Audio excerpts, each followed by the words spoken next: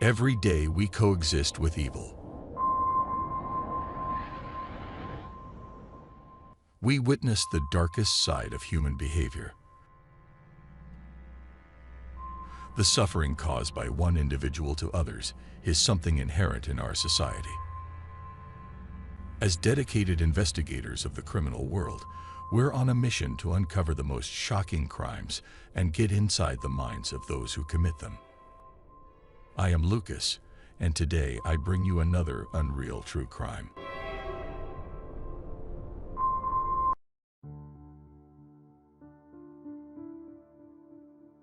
The case of María Fernanda Sánchez.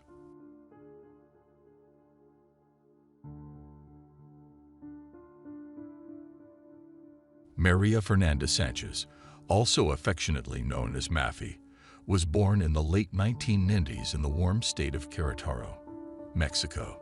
She was the daughter of Javier Sánchez and Carolina Castaneda, who quickly realized that she would be a source of joy and vitality in their lives.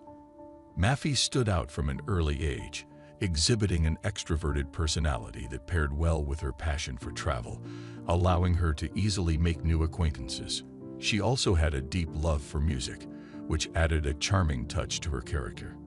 Over time, Mafi discovered the magic of yoga, a discipline that she believed helped connect her with her inner self, bringing her peace that was visible in her appearance and her ever-present genuine smile. Her thirst for knowledge led her to seek out new experiences and embrace every opportunity to learn.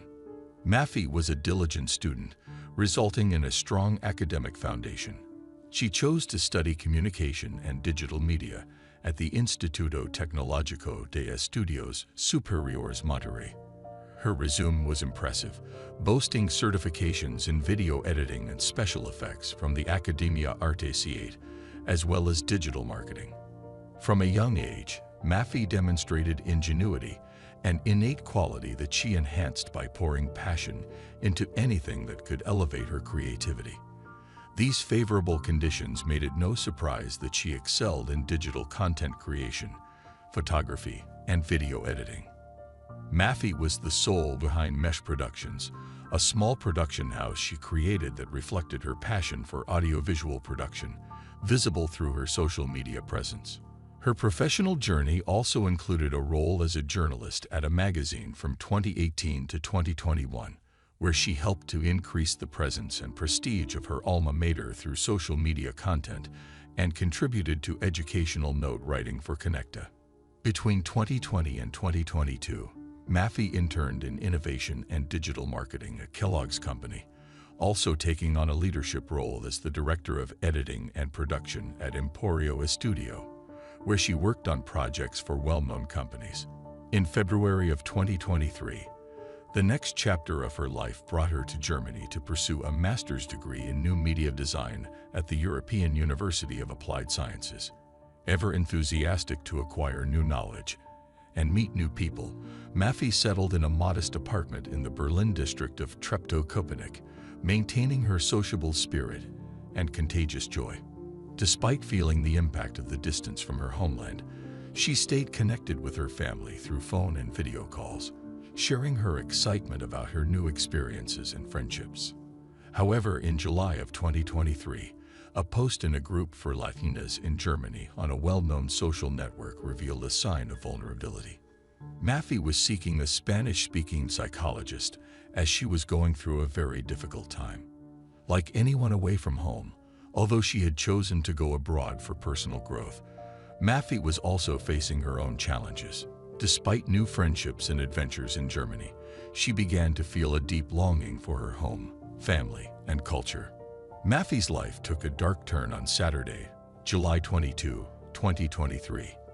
Although she had planned to attend the annual LGBTQ community celebration in Berlin, she decided at the last moment to stay in her apartment to work on an academic project. This wasn't out of character for her, as she had always been very responsible, especially when it came to her studies. Despite the allure of the celebration, she chose to fulfill her duties. Just before noon, Mafi spoke with her family in Mexico. The conversation was like any other day, but it turned out to be their last. After this seemingly normal interaction, Maffei left her room in the student residence in Treptow-Köpenick, disappearing without a trace. The following Sunday was unusually quiet from Maffei's end, which seemed strange to her family. They thought she might be busy or resting, but as the hours passed and she didn't respond to her family's regular calls, their worry increased. They tried to remain calm and ward off dark thoughts, but anxiety started to take over. Finally, on Monday, July 24, concern turned into action, and Maffei's family contacted the authorities at the student residences to request they check on her apartment to ensure everything was all right. The state in which they found Maffei's room turned into a perplexing mystery. First and foremost, Maffei was not there, and bizarrely, her cell phone was left on her bed, while the door to the inner courtyard was left open. These details were utterly enigmatic and led the residence administrators to alert the authorities, resulting in an immediate and extensive search. The European University of Applied Sciences, aware of the gravity of the situation, offered its support to the family and closely collaborated with the authorities in the search for Maffei. Through a statement, one of her teachers expressed the academic community's dismay at the student's disappearance and highlighted the coordinated efforts to find her. Concern peaked on July 25 when Maffei's parents, Javier and Carolina, traveled to Berlin, marking the start of an international search. The authorities issued a missing person notice, requesting any information that could shed light on her whereabouts. Although the police considered the possibility that Maffei might be facing emotional vulnerabilities, this theory was discredited by her friends and family, who emphasized that she had seemed happy and normal in the days leading up to her disappearance. Maffei's image, disseminated through a social media account created by her parents named Find Maffei Berlin, depicted a 24-year-old woman, approximately 1.53 meters tall, weighing 48 kilograms, with long brown hair and tattoos decorating her arms. 3 days into an intense mobilization led by Maffei's family, the Mexican embassy in Germany announced its full involvement in the case. A national search protocol was then implemented in a desperate attempt to find the young woman. The Mexican ambassador in Germany used his personal social media account to express his distress and urged empathy and generosity towards those who are far from their loved ones, striving to excel in an environment with a different language and customs than those of their childhood.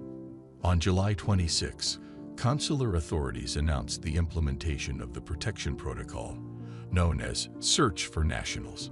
This protocol involved coordination between the Mexican and German authorities, aiming to cross-check information from hospitals, schools, and even morgues, with testimonials, persons of interest, and security camera footage. However, nothing seemed to yield results. The search intensified on July 27, when the police began to explore canals and ponds in the region. Equipped with search dogs and divers, the search operations unfolded on multiple fronts, and civil society volunteer groups organized through social media to search for Maffei on streets and in public squares. They distributed flyers and pamphlets with Maffei's image and details, leaving notices in wooded areas and urban spaces alike. Meanwhile, a poster with Maffei's image was shared on social media and spread throughout Berlin, thus multiplying the efforts to find her. As the mobilized public continued their relentless search, additional snippets of information were shared online.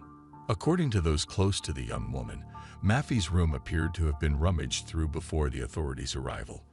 While the police did not confirm this detail, Maffei's father, Javier, shared in an interview that his daughter lived in a ground-floor apartment with a balcony facing the street, and the door to her apartment was inexplicably open.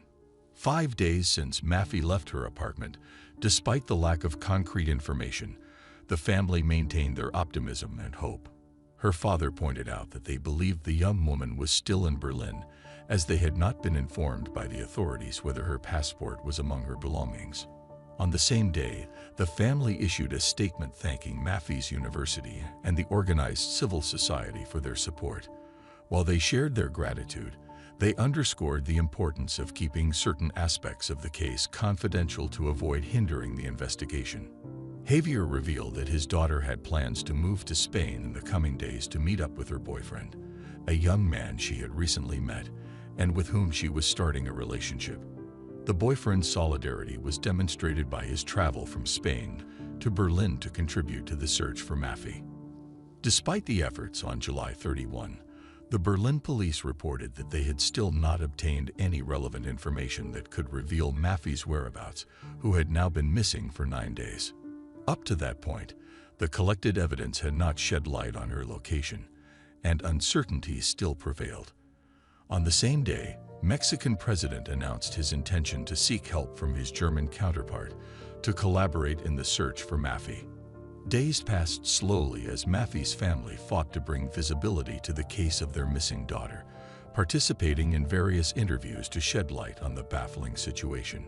In a conversation with a renowned Mexican journalist, Javier, María Fernanda's father, shared the challenges they had encountered in the search. He explained that in Germany, due to personal data protection laws, cameras are not allowed to film public places, complicating the tracking of clues. He also revealed the small size of the missing persons department in Germany and how the detective in charge of the case in Berlin faced an overwhelming task.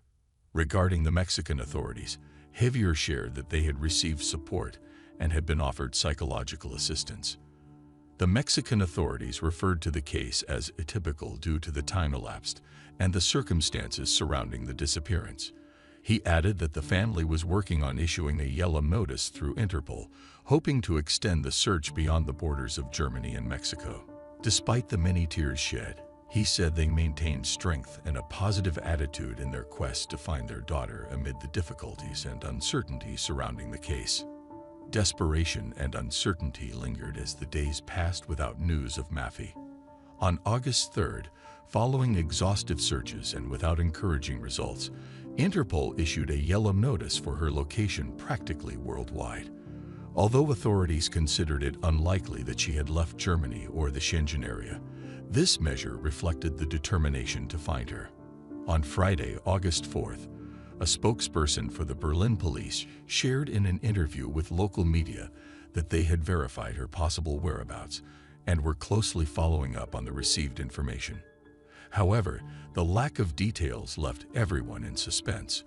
While the Berlin police had gathered up to 120 clues about Mafi's disappearance, concrete evidence that could lead to her exact location remained elusive. Meanwhile, on Saturday, August 5th, the young woman's parents organized a solidarity event in front of the Mexican embassy in Berlin. About 200 young Berliners, dressed in white and carrying lit candles and messages of encouragement, gathered to keep the search alive and show their support for the family. In the midst of this emotional scene, the feared news arrived in the early afternoon. Mafi's lifeless body had been found floating in a canal in Berlin. The search for María Fernanda Sánchez had come to a tragic end. Heartbroken, her loved ones confirmed the tragic outcome. Despite the search efforts and the maintained hope, the reality was unrelenting. It was revealed that the student's body had been found by a person walking across a bridge. Although authorities had previously searched the area with divers, it was later explained that the canal was extensive and its waters had hidden the tragic secret. The community gathered in mourning and solidarity, but also to demand answers. The search took a dark turn as it entered a new phase, determining the circumstances surrounding the young woman's death. Meanwhile, the police stated that there was no suspicion of third-party involvement and reiterated that the investigation was ongoing. The Mexican ambassador in Germany shared that the next step in the case would be an autopsy of Mafi to shed light on the causes of her death.